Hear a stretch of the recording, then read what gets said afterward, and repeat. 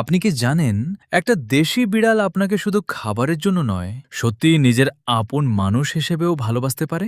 বাংলাদেশের দেশি বিড়ালকে অনেকে সাধারণ বিড়াল মনে করেন, কিন্তু এদের ভালোবাসার ধরনটা বুঝতে পারলে আপনিও অবাক হবেন।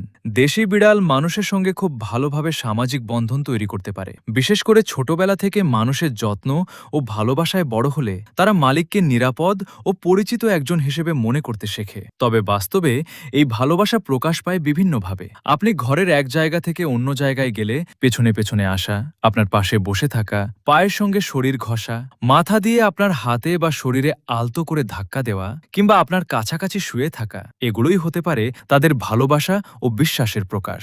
কিছু দেশি বিড়াল আবার খুব বেশি কোলে উঠতে চায় না।